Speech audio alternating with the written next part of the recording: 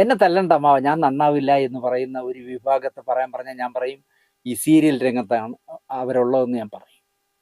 അനുഭവങ്ങളിൽ നിന്ന് പഠിക്കുകയില്ല. എന്താ ഇങ്ങനെ സംഭവിക്കുന്നതെന്ന് എനിക്കറിയില്ല.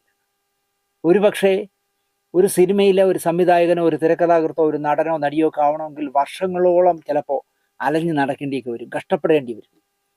ഒരു സീരിയലിലാണെങ്കിൽ അങ്ങനെ ഇല്ലാത്തതുകൊണ്ടാണോ എന്ന് എനിക്ക് സംശയമുള്ളത്. കാരണം പെട്ടെന്ന് ഒരു സീരിയൽ ഒന്ന് ക്ലിക്കായാൽ റേറ്റിംഗ് എന്ന് പറഞ്ഞ സംവിധാനത്തിൽ ഒരു 25 എപ്പിസോഡിനുള്ളിൽ ചെന്ന് വീഴാൻ പറ്റിയ പിന്നെ അവനാണ് ഇവിടുത്തെ മണിരത്നം. അതൊക്കെ കൊണ്ടാണോ, അല്ലെങ്കിൽ ഒരു ആണിയിട്ട് കുത്തിയാൽ പോലും മുഖത്തൊരു എക്സ്പ്രഷൻ വരാത്തവന് അല്ലെങ്കിൽ വരാത്തവൾക്ക് ഭാഗ്യത്തിൻ്റെ ഒരു ഒരു ദയാദാക്ഷണ്യം കൊണ്ട് അല്ലെങ്കിൽ തൊലി വെളുപ്പിൻ്റെ ഭംഗി കൊണ്ട് ആരെയൊക്കെയോ ഭാഗ്യം കൊണ്ട് ഒരു സീരിയലിൽ ഒന്ന് കയറി ക്ലിക്കായാൽ 1000 രൂപ ദിവസം വാങ്ങിച്ചുകൊണ്ടിരുന്നവർക്ക് പിന്നെ 10,000 15,000 ഒക്കെ കിട്ടുമ്പോൾ വന്ന വഴി മറന്നു. പിന്നെ ഉദ്ഘാടനം ആറ്റുകോവിലിൽ വിളക്ക് കൊടുത്ത് എന്നൊക്കെ പറഞ്ഞങ്ങ് പോകുമല്ലോ. അപ്പോൾ പൈസ വന്ന് കയറുമ്പോൾ ഉണ്ടാകുന്ന ഒരു ചില പ്രശ്നങ്ങൾ. പക്ഷേ എന്താണെന്നറിയില്ല, നമ്മുടെ മലയാള സീരിയൽ രംഗത്ത് ഈ കഴിഞ്ഞ നിങ്ങൾ എടുത്ത് നോക്കൂ, ഒരു 3-4 മാസത്തിനിടയിൽ 2 ഹാർട്ട് അറ്റാക്ക്, 2 തൂങ്ങി മരണം. എത്രയോ പേര് ഇനി തൂങ്ങാൻ റെഡിയായിട്ട് നിൽക്കുന്നു. അറ്റാക്ക് വരാനുള്ള ആളുകളും ഇഷ്ടം പോലെ ഉണ്ട്. ഇതെങ്ങനെ സംഭവിക്കുന്നു എന്ന് എനിക്ക് മനസ്സിലാകുന്നില്ല. ഈ അടുത്ത കാലത്ത് എന്നോട് സിനിമയിലൊരു വേഷം വാങ്ങി, ആരുടെയെങ്കിലും ശുപാർശ ചെയ്തൊരു വേഷം വാങ്ങി തരുമെന്ന് കേട്ട് എന്നെ ഒരാൾ വിളിച്ചൊരു സ്ത്രീ. അവരെനിക്ക് കുറേ പടങ്ങളൊക്കെ അയച്ചു. കണ്ടപ്പോൾ നല്ല സുന്ദരിയായ, സീരിയലിനൊക്കെ പറ്റിയ, അമ്മ വേഷം ചെയ്യാൻ പറ്റിയ ഒരു നടിയാണ്. ഞാൻ അവരുടെ പറഞ്ഞു, നിങ്ങൾ സീരിയലിൽ പോകും, ദിവസം ഏറ്റവും കുറഞ്ഞ 2000-3000 രൂപ കിട്ടുന്നു. അയ്യോ സീരിയൽ വേണ്ട സാറേ, ഒന്നാമത് നമുക്ക് ജീവിക്കാൻ നിവൃത്തിയില്ലാത്തതുകൊണ്ടാണ് ഇറങ്ങാമെന്ന് വിചാരിച്ചത്. സീരിയലിൽ പോയാലേ സാറേ 10,000 രൂപ വരുമാനം വന്നാൽ 25,000 രൂപ വേണ്ടേ സാരിയും മേക്കപ്പ് സാധനങ്ങളൊക്കെ വാങ്ങാൻ. ഞാൻ അറിയാതെ ചിരിച്ചുപോയി. ഞാൻ പറഞ്ഞാൽ അത്രയും ഡ്രസ്സൊക്കെ ആവശ്യമുണ്ടോ? പിന്നെ സാറ് സീരിയൽ കാണാറില്ലേ, ഒരു എപ്പിസോഡിൽ ഇടുന്ന ഡ്രസ്സ് പിന്നെ അടുത്തതിൽ ഇടാക്കില്ലല്ലോ സാറേ. ഒരു സീരിയലിൽ ഇടുന്ന ഒരു ഡ്രസ്സും വേറൊരു സീരിയലിൽ ഇടാൻ പറ്റില്ലല്ലോ സാറേ. അപ്പോൾ അതുകൊണ്ട് ഡ്രസ്സ് എടുത്ത് പിണ്ടം വരും സാറേ, അതുകൊണ്ട് വേണ്ട. പൊതുജനം ഈ ഡ്രസ്സിൻ്റെ പച്ചപ്പിൽ കാണുമ്പോൾ വിചാരിക്കുന്നത് ഈ സീരിയലുകാരെന്നൊക്കെ പറഞ്ഞാൽ പ്രസവിച്ചിട്ട് അതേ കോടീശ്വരിയായിട്ടാണെന്ന് തോന്നും. ഈ ഡ്രസ്സിൻ്റെ പളപളപ്പും മേക്കപ്പിൻ കിറ്റിൻ്റെ ഗുണവും കൊണ്ടാണ് ഈ ഉണ്ടാവുന്നത്, അല്ലാതെ അഭിനയത്തിൻ്റെ മികവ് കൊണ്ടൊന്നുമല്ല. അഭിനയിക്കാൻ അറിയാവുന്നവരൊന്നും സീരിയലിന് വേണ്ടല്ലോ. സീരിയലിന് ഈ ഡയലോഗ് തെറ്റാതെ പറയാൻ അറിയാവുന്ന തൊലിവെളുപ്പ് മാത്രം മതി. എന്ത് ചെയ്യാൻ പറ്റും? ഇപ്പോൾ തന്നെ ഓണക്കാലത്ത്, ഈ കഴിഞ്ഞ ഓണക്കാലത്താണ് അപർണ നായർ എന്ന് പറഞ്ഞൊരു പെൺകുട്ടി, നല്ല സുന്ദരിയായ പെൺകുട്ടി, 2 പെൺമക്കളുടെ അമ്മ, 2 ഭർത്താക്കന്മാരിലായി 2 പെൺകുട്ടികൾ, 2 ഭർത്താക്കന്മാർ, 2 കിഴങ്ങന്മാരും ജീവിച്ചിരിപ്പുണ്ട്. അവൾ ഓണത്തിന് കയറി എല്ലാ സൗഭാഗ്യം ഉള്ളതുകൊണ്ട് തൂങ്ങിച്ചാവാന്ന് ആരും വിചാരിക്കില്ല. നിവർത്തികേട് കൊണ്ടായിരിക്കും ആ കുട്ടി തൂങ്ങിച്ചത്. തിരുവനന്തപുരത്ത് തളിയൽ എന്ന് പറഞ്ഞ കാലടി ഭാഗത്ത് വാടക വീട്ടിൽ. ഞാനൊന്നൊരു എപ്പിസോഡ് ചെയ്തപ്പോൾ ഞാൻ പറഞ്ഞു, സിനിമാക്കാരനായ സീരിയലുകാരനായ സീരിയൽ നടീനടന്മാരുടെ സംഘടനയുടെ ചെയർമാനായ KB ഗണേഷ് കുമാർ എന്ന് പറഞ്ഞ MLA ഈ വിഷയത്തിൽ ഇടപെടണം, കരമന പോലീസ് സ്റ്റേഷനിൽ ചെല്ലണം, നിങ്ങൾ കഴിയുമെങ്കിൽ മന്ത്രി ശിവൻകുട്ടിയെ കാണണം, ഇനി ഒരു സീരിയൽ നടി തൂങ്ങരുത്, അതിനുള്ള ഒരു അവസരം ഉണ്ടാക്കരുത് എന്ന് ഞാൻ പറഞ്ഞു. ഈ പ്രോഗ്രാം അന്നേരം തന്നെ ഗണേശൻ്റെ കൂടെ ആത്മയുടെ എക്സിക്യൂട്ടീവ് കമ്മിറ്റിയിലുള്ള ഒരു സാർ എന്നെ വിളിച്ചു. സാർ പറഞ്ഞു, സാറേ അത് ദിനേശ് സാർ അത് അങ്ങനെ പറഞ്ഞത് മോശമായിപ്പോയി. ഞാൻ എന്ത്, അല്ല ഗണേശ് സാർ അതിൽ ഇടപെടണം. ഞാൻ പറഞ്ഞു, ഞാൻ മാന്യമായിട്ടല്ലേ പറഞ്ഞു, അയാളൊരു MLA അല്ലേ, അയാളൊരു കലാകാരനല്ലേ, അയാളൊരു സംഘടനയുടെ ചെയർമാനല്ലേ. അല്ല സാറേ, ഈ തൂങ്ങിയ കുട്ടി ഞങ്ങളുടെ അംഗമല്ല. എങ്ങനെ പറയാൻ തോന്നുന്നു നിങ്ങൾ ആലോചിച്ച് നോക്കി. അമ്മയിൽ അംഗമല്ലാത്ത ഒരാളിൻ്റെ, ഒരു നടിക്കോ നടനോ എന്തെങ്കിലും പ്രശ്നം വന്നാൽ ഞാൻ അതിൽ ഇടപെടില്ല എന്ന് പറയുന്നത് അമ്മയുടെ മോഹൻലാലിനോ ഇടവേള ബാബുവിനോ ഭൂഷണമാണോ? അല്ല എന്ന് വിശ്വസിക്കുന്ന ഒരാളാണ് ഞാൻ. ആത്മയുടെ ഒരു കാര്യം വന്നാൽ ദിനേശ് പണിക്കരോ ഗണേശനോ ഇടപെടണമെങ്കിൽ ആ നടി അല്ലെങ്കിൽ ആ നടൻ ആത്മയിൽ മെമ്പർ ആവണം എന്ന് വാശി പിടിക്കുന്നത് തെറ്റല്ലേ? ഞാൻ പിന്നെ മറുപടി തർക്കിക്കാനൊന്നും നിന്നില്ല, കാരണം അവർ പറയുന്ന ന്യായം അവർക്ക്. എന്തായാലും ഗണേശ് ഇടപെട്ട് കാണില്ല. ഇപ്പോൾ ആ കുട്ടി മരിച്ചിട്ട് 3-4 മാസമായി. ആ ഫയൽ ക്ലോസ് ആവും. അവർക്ക് എല്ലാ സൗഭാഗ്യങ്ങളും ഉള്ളതുകൊണ്ട്, ജീവിച്ച് മതിയായതുകൊണ്ട് ആത്മഹത്യ ചെയ്തൊന്ന് അവസാനിക്കും ആ കേസ്. ഞാൻ അറിഞ്ഞത് അവളുടെ അനുജത്തിയുമായിട്ട് ഈ ഭർത്താവ് എന്ന് പറഞ്ഞാൽ, രണ്ടാമത് കെട്ടിയ ഭർത്താവ് എന്ന് പറഞ്ഞാൽ ദ്രോഹിക്ക് അവിഹിത ബന്ധം ഉണ്ടായിരുന്നു എന്ന് പറയുന്നു. എനിക്കറിയില്ല, എന്നോട് പലരും വിളിച്ചു പറഞ്ഞതാണ് ഞാൻ പറയുന്നത്. അത് കണ്ട് ക്ഷമിക്കാവുന്നതിനപ്പുറം കഴിഞ്ഞപ്പോഴാണ് ആ കുട്ടി ആത്മഹത്യ ചെയ്തതെന്ന് പറയുന്നു. പോലീസ് അന്വേഷിച്ചാൽ കൃത്യമായി പിടിക്കാൻ പറ്റുന്നതല്ലേ. പക്ഷെ അവളുടെ അമ്മയാണ് ഇനി ആ 2 പെൺകുട്ടികളെ നോക്കാൻ. അച്ഛനും അമ്മയില്ലാത്തൊരു കുട്ടി, അമ്മയില്ലാത്തൊരു കുട്ടി. ഈ 2 പെൺകുട്ടികളെ നോക്കേണ്ട അമ്മ വിചാരിച്ചു കാണും, എന്തായാലും സാമദ്രോഹി എൻ്റെ മോള് പോയി, ഇനിയിപ്പോൾ ഈ കുട്ടികളെ നോക്കാൻ ഈ പറഞ്ഞ ഭർത്താവ് ഉദ്യോഗസ്ഥനും അവൻ വേണമെങ്കിൽ ഈ അനീതിയെ കെട്ടണമെങ്കിൽ കെട്ടിക്കോട്ടെ എന്ന് വിചാരിച്ചു കാണും. അപ്പോൾ ഒരു ജീവിതം അവസാനിച്ചു. ആത്മയിലെ മെമ്പർ അല്ലാത്തതുകൊണ്ട് ഗണേശനോട് ഇടപെടില്ല വരെ. ഇങ്ങനെ പറയാൻ തുടങ്ങിയാൽ കഷ്ടമാണ് സീരിയൽ രംഗത്ത് നടക്കുന്നത് എന്നാണ് എനിക്ക് പറയാനുള്ളത്. എന്നെ ഏറ്റവും കൂടുതൽ നൊമ്പരപ്പെടുത്തിയത് ആദിത്യൻ എന്ന് പറഞ്ഞൊരു സംവിധായകൻ ഹാർട്ട് അറ്റാക്ക് വന്ന് ഹൃദയസ്തംഭനം മൂലം മരിച്ച കഥ കേട്ടപ്പോഴാണ്. ആദിത്യനെ ഞാൻ എപ്പോഴും അത്ഭുതത്തോടെ കണ്ടിട്ടുള്ളൂ. എന്നെ ദിനേശ് ചേട്ടാ എന്നൊക്കെ വിളിച്ച് സംസാരിക്കുമ്പോഴും ഞാൻ അത്ഭുതത്തോടെ കാണുന്നൊരു പയ്യനായിരുന്നു. കാരണം ആകാശദൂത് എന്ന് പറഞ്ഞ സൂപ്പർ ഹിറ്റായ സിനിമയ്ക്ക് ഒരു 2ാം ഭാഗം സീരിയലായിട്ട് ചെയ്യാൻ കഴിയുമെന്ന് ചിന്തിച്ച അയാളുടെ ആ കഴിവിനെയാണ് ഞാൻ ബഹുമാനിക്കുന്നത്. എനിക്ക് ആദിത്യനെ കുറിച്ച് ബഹുമാനമേ ഉള്ളൂ. കാരണം ആകാശദൂത് എന്ന് പറഞ്ഞൊരു സിനിമയുടെ 2ാം ഭാഗം ഒരു സീരിയലായി ചെയ്യാൻ കഴിയുമെന്ന് എന്താ പറയുക ചിന്തിച്ച മനുഷ്യനല്ലേ അയാൾ. അത് തുടങ്ങുന്നതിന് മുമ്പായിട്ട് ഒരു ദിവസം എന്നോട് രഞ്ജിത്ത് ചോദിച്ചു, ആകാശദൂത് സിനിമ ദിനേശ് കണ്ടിട്ടുണ്ട്? അവനുണ്ട്.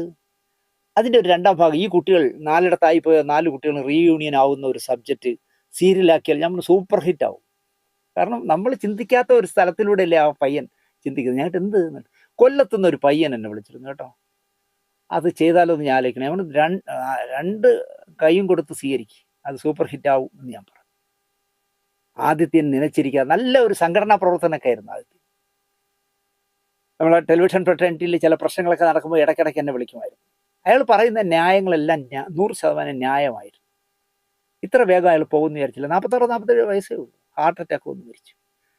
നിങ്ങൾ ആലോചിച്ച് നോക്കൂ, 1000 എപ്പിസോഡായിട്ടാണ് ആകാശദൂത് പോയത്. അതുപോലെ ഇപ്പോൾ പോയിക്കൊണ്ടിരിക്കുന്ന ഏതോ ഒരു സീരിയൽ ഇപ്പോൾ ചെയ്തുകൊണ്ടിരിക്കുന്നതും 1000 എന്തോ എപ്പിസോഡ് കഴിഞ്ഞു. പിന്നെയും വേറെ ഏതൊക്കെ ചെയ്തു. എല്ലാം കൂടി ഞാൻ അറിഞ്ഞത് 2500 എപ്പിസോഡ് അയാൾ ചെയ്തു എന്നാണ് പറയുന്നത്.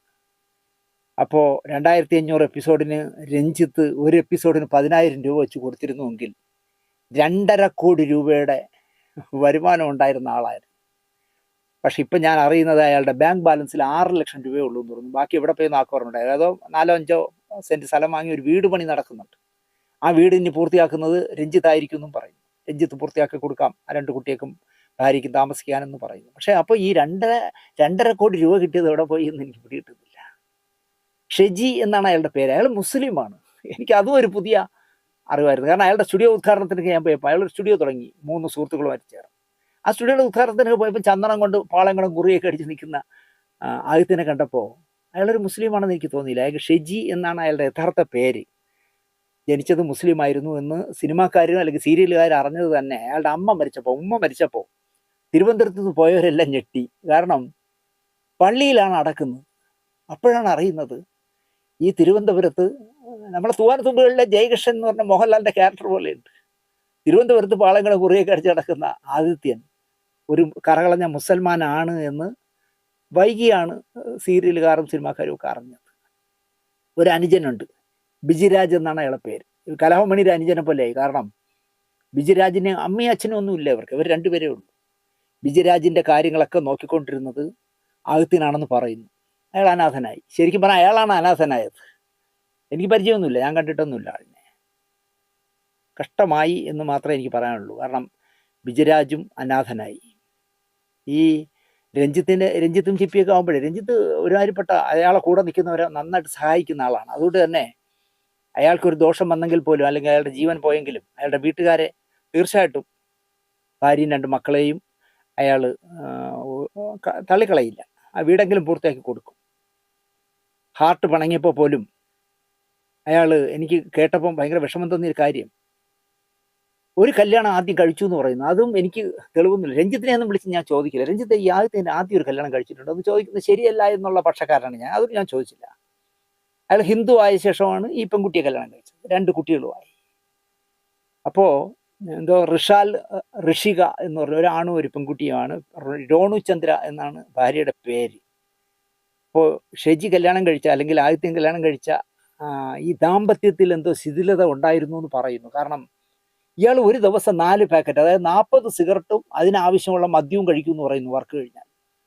ഈ കൊച്ചു ശരീരം എങ്ങനെ താങ്ങുമെന്നേ, അത്രയും മാനസിക ടെൻഷൻ ഉണ്ടെന്ന് പറയുന്നു അയാൾക്ക്. അതിലെത്ര ശരി തെറ്റ് ഈ സമയത്ത് അതിനെപ്പറ്റി ചർച്ച ചെയ്യാമെന്ന് പോലും എനിക്കറിയില്ല. ഈ ലൊക്കേഷനിൽ വെച്ച് അയാൾക്ക് എന്തോ ഹാർട്ടിന് എന്തോ ഒരു പ്രശ്നം ഉണ്ടാവുകയും ക്ഷീണം തോന്നുകയും അയാൾ റെസ്റ്റ് എടുക്കുകയൊക്കെ ചെയ്തു എന്ന് പറയുന്നു. പക്ഷെ അന്ന് രാത്രി അയാൾ താമസിക്കുന്നിടത്ത് നിന്ന് അയാളുടെ പോസ്റ്റ് പ്രൊഡക്ഷൻ ഡയറക്ടറെ വിളിച്ചു വരുത്തുകയാണ് ചെയ്യുന്നത്. എനിക്ക് ഒട്ടും വയ്യ, നീ വേഗം വാ എന്ന് പറഞ്ഞ് ചെന്ന് അയാൾ ചെല്ലുമ്പോൾ ഇയാൾ നിലത്ത് വീണ് കിടക്കുന്നു കട്ടിലിൽ. അവിടെ നിന്ന് എടുത്ത് കാറിൽ കയറ്റിയപ്പോഴേ തന്നെ ആൾ പോയി എന്നാണ് പറയുന്നത്. എടുത്ത് ആശുപത്രി കൊണ്ടുപോയാണ് മരണം സ്ഥിരീകരിച്ചത്. അതുകൊണ്ടാണ് പോസ്റ്റ്മോർട്ടം ഒക്കെ ചെയ്ത് കിട്ടിയത്. എന്നെ ഇന്നലെ വിളിച്ചൊരാൾ പറഞ്ഞത്, ഞാനപ്പോൾ കരുതിയത് ഈ ഭാര്യയും മക്കളും അടക്കിയത് കൊല്ലത്താണല്ലോ, അപ്പം ഞാൻ കരുതി ഈ ഭാര്യയും മക്കളും കൊല്ലത്താണ്. നല്ല ഈ പറയുന്ന തിരുവനന്തപുരത്ത് വാടകയ്ക്ക് താമസിക്കുന്ന വീട്ടിൽ ഭാര്യയും മക്കളും വേറൊരു മുറിയിലും ഇയാൾ വേറൊരു മുറിയിലുമാണെന്ന്. അപ്പോൾ അറിയാമല്ലോ അവരുടെ ദാമ്പത്യ ജീവിതം എത്ര സന്തോഷ സുരഭിലമാണെന്ന്. എന്തായാലും ഈ പോസ്റ്റ് പ്രൊഡക്ഷൻ ഡയറക്ടർ ചെന്ന് ജീവനറ്റ ആദ്യത്തിനെ തറയിൽ നിന്ന് എടുത്ത് കാറിൽ കയറ്റി കൊണ്ടുപോയപ്പോൾ ആ കാറിൽ പോലും ഭാര്യ കയറിയില്ല എന്ന് പറയും. അവർ വേറൊരു വാഹനത്തിലാണ് ആശുപത്രിയിൽ ചെന്നതെന്ന് പറയും. എന്താവാം പ്രശ്നം എന്ന് നമുക്കറിയില്ല, ഗസ് ചെയ്ത് പറയാൻ ഞാൻ തയ്യാറുമല്ല. പക്ഷേ മാനസികമായ ഒരുപാട് സംഘർഷങ്ങളുടെ നടുവിലൂടെയാണ്. ഒരു കൊച്ചു ഹൃദയമല്ലെന്നേ ഈ ഹാർട്ട് എന്നൊക്കെ പറഞ്ഞാൽ പതച്ച് ജനിച്ചതിൻ്റെ അന്ന് മുതൽ ഇത് അടിച്ചടിച്ചിരിക്കുകയാണ്. അപ്പോൾ അതിൽ എന്തെങ്കിലും ആവശ്യമില്ലാതെ പ്രശ്നങ്ങൾ ഉണ്ടാക്കുമ്പോൾ ഇത്തിരി സ്പീഡ് കൂടും, ടപ്പ് നിന്നു പോകും. അതിൻ്റെ കൂടെ ഒരു കൊച്ചു ശ്വാസകോശം ഉണ്ട്, അതിൽ 40 സിഗരറ്റ് ദിവസം വലിച്ച് പുകക്കുറ്റി അകത്ത് കയറ്റി വിട്ടു കൊടുത്താൽ ഗോവിന്ദനാശാൻ വെടിവെപ്പിന് പോയി മറ്റേ ഉത്സവപ്പറമ്പിൽ വെടിക്കെട്ടിന് പൊട്ടിച്ചതുപോലെ ഇരിക്കും ഇല്ലേ? ഈ മനുഷ്യരൊക്കെ ഇങ്ങനെ സ്വയം ചാവാൻ തയ്യാറാവുക എന്നാണ് നിങ്ങൾ ആലോചിച്ചത്. 40 സിഗരറ്റ്, ഇത് ആരുടെ വാശി തീർക്കണേ? ഇപ്പോൾ രാവിലെ എണീറ്റ് അവിടെ സോമൻ ചേട്ടൻ ഐ ഓപ്പണർ എന്ന് പറഞ്ഞിട്ട് രാവിലെ ഒഴിച്ച് അടിക്കുമ്പോൾ ഒരിക്കൽ ജേസി സാർ എൻ്റെ മുമ്പ് വെച്ച് വെച്ചു, ഇത് ആരോടാ സോമു നീ ഈ വാശി തേക്കണമെന്ന്. അണ്ണാ അതൊരു രസം എന്ന് പറഞ്ഞാൽ അടിച്ച് എത്ര കാലം ജീവിച്ചിരിക്കേണ്ട? 60 വയസ്സ് പോലും ആവുമ്പോൾ എം ജി സോമൻ പോയത് അതുകൊണ്ട്. അതിൽ നിന്നൊന്നും ഇവരാരും പഠിക്കുന്നില്ല എന്നുള്ളതാണ്. എന്നോടൊരാൾ പറഞ്ഞത്, ഇയാൾക്ക് ഈ 10,000 രൂപ വെച്ച് കിട്ടിയാൽ ചിലവാക്കാനുള്ള സമയമില്ലെന്നാണ് പറയുന്നത്. കാരണം 20 ദിവസം ഷൂട്ടിങ്, 10 ദിവസം അതിൻ്റെ സ്റ്റോറി ഡിസ്കഷനും ഓൺലൈൻ ഉണ്ടാക്കലും ഒക്കെ ആയിട്ട്. അതിന് ഓൺലൈനിന് ഒരു എപ്പിസോഡിന് 2,000 രൂപ വെച്ചെന്തോ രഞ്ജിത്ത് കൊടുക്കുമെന്ന് പറയുന്നു. അപ്പോൾ 10 ദിവസം ഓൺലൈൻ ഉണ്ടാക്കലും രഞ്ജിത്തുമായിട്ടുള്ള ചർച്ചയും അതും കൊണ്ട് ചാനലിൽ പോക്കും ഒക്കെ ആയിട്ട് 10 ദിവസവും 20 ദിവസം ഫുൾ ടൈം ഷൂട്ടിങ്ങും ആയാൽ പിന്നെ ഈ വെള്ളം അടിക്കാനും കറങ്ങാനും പൈസ ചിലവാക്കാൻ വഴിയില്ല. അപ്പോൾ ഈ രഞ്ജിത്ത് കൊടുക്കുന്ന പൈസ മുഴുവൻ മിച്ചമാണ്. പക്ഷേ ബാങ്കിലില്ല 6 ലക്ഷം രൂപയുണ്ട്. എന്ത് ചെയ്യാൻ പറ്റും? ഞാൻ അറിഞ്ഞത് ശരിയാണെങ്കിൽ ഈ 2 കൊച്ചുകുട്ടികളും ആ ഭാര്യയും തിന്നേണ്ട പൈസ ഒരുപാട് പേര് കൊണ്ടുപോയി എന്നാണ് പറഞ്ഞത്. കൂടെ വർക്ക് ചെയ്തിരുന്ന അഭിനയ പ്രതിഭകളായ, എനിക്ക് ചിലരുടെ പേരൊക്കെ പറഞ്ഞൊന്നും ഞാൻ പറയുന്നില്ല, അഭിനയ പ്രതിഭകളായ ചില പ്രതിഭകളെന്ന് പറയാമോ, പ്രതിഭി എന്ന് പറയണമെന്ന് എനിക്കറിയണ്ട, കൊണ്ടുപോയി എന്നാണ് പറഞ്ഞത്. ഒരുപാട് കാശ് കൊണ്ടുപോയി എന്ന് പറയുന്നു. അതും എനിക്കൊരു പുതിയ വാർത്തയാണ്. ആദിത്യനിൽ നിന്ന് അങ്ങനെയൊക്കെ പൈസ അടിച്ചുകൊണ്ട് പോകാൻ കഴിവുള്ള വേന്ദ്രത്തികളുണ്ടോ എന്ന് അന്വേഷിക്കാനുള്ളവർ അന്വേഷിക്കട്ടെ. എന്തായാലും 2 കുട്ടികൾക്ക്, കൊച്ചു പ്രായമുള്ള 2 കുട്ടികൾക്ക് അച്ഛനില്ലാതായി എന്നതിനപ്പുറം രഞ്ജിത്ത് എന്താ ചെയ്യുക? രഞ്ജിത്ത് ഇപ്പോൾ ആ സീരിയൽ അങ്ങ് നിർത്തും. കാരണം 1000-1200 എപ്പിസോഡ് ആയി കാണുമല്ലോ, അതങ്ങ് നിർത്തും. എന്നിട്ട് പുതിയൊരു ഡയറക്ടറെ, മാനസിക പൊരുത്തമുള്ള ഒരാളെ കിട്ടിയാൽ അയാളെ വെച്ച് പുതിയ സീരിയൽ തുടങ്ങുമായിരിക്കും. എന്തായാലും പോയി. ഈ മോഷണം നടത്തുന്നവൻ മോഷണത്തിൽ മാത്രമേ സ്പെഷ്യലൈസ് ചെയ്യാവൂന്ന് ഞാൻ എപ്പോഴും പറയും. അവൻ അതിനിടയിൽ പോക്കറ്റ് അടിക്കാൻ പോകുമ്പോൾ പോലീസ് പിടിക്കുന്നത്. കാരണം അവൻ പോക്കറ്റ് അടിയും പഠിക്കില്ല, മോഷണവും പഠിക്കില്ല എന്ന് പറഞ്ഞ പോലെ ദിവസം ഏതാണ്ട് 10,000 രൂപ വർഷങ്ങളായി കിട്ടിക്കൊണ്ടിരിക്കുന്ന മനുഷ്യൻ എന്ത് ആവശ്യത്തിലാണ് സ്റ്റുഡിയോ തുടങ്ങാൻ പോയേ? 3 പാർട്ണർമാരുമായിട്ട് സ്റ്റുഡിയോ തുടങ്ങി. എന്നിട്ട് കാണുന്നവരുടെയൊക്കെ പറയും എൻ്റെ 7 ശനിക്ക് കയറി ഒരു സ്റ്റുഡിയോ തുടങ്ങി എന്ന് പറയും. എന്തായാലും ഇൻകം ടാക്സ് പോലും കൃത്യമായി കൊടുക്കുന്ന ആളാണ് രഞ്ജിത്ത്, എനിക്കറിയാം. കാരണം രഞ്ജിത്ത് എന്നോട് പലപ്പോഴും പറഞ്ഞിട്ടുണ്ട്, ദിനേശ് കിടന്ന് ഉറങ്ങാം, മനസ്സമാനത്തോടെ ഉറങ്ങണം, പൈസ ഉണ്ടാക്കിയിട്ട് കാര്യമില്ല ദിനേശ്, നന്നായിട്ട് ജീവിക്കാനും നന്നായിട്ട് ഉറങ്ങാനും കഴിയണം. അതുകൊണ്ട് ഞാൻ 10 പൈസ ഇൻകം ടാക്സിനെ പറ്റിക്കില്ല. കൃത്യമായിട്ട് അവർക്ക് അടയ്ക്കാനുള്ള പൈസ അടയ്ക്കുന്ന ചുരുക്കം പേരിൽ ഒരാളാണ് ഞാനെന്ന് അഭിമാനത്തോടെ പറയുന്ന ആളാണ് രഞ്ജിത്ത്. അതുകൊണ്ട് തന്നെ അയാൾ ശമ്പളവും കൃത്യമായിട്ട് കൊടുത്തിരിക്കും. കൃത്യമായി ഈ പറഞ്ഞ 2,500 എപ്പിസോഡ് പോയിട്ടുണ്ടെങ്കിൽ 10,000 രൂപ വെച്ച് 2.5 കോടി രൂപ നമ്മുടെ ആദിത്യം വാങ്ങിയിരിക്കുമെന്നാണ് ഞാൻ വിശ്വസിക്കുന്നത്. എന്തായാലും പോയ പൈസ എവിടെയെന്ന് അന്വേഷിക്കുന്നത് നന്നായിരിക്കും, എനിക്ക് പറയാനുള്ളത്.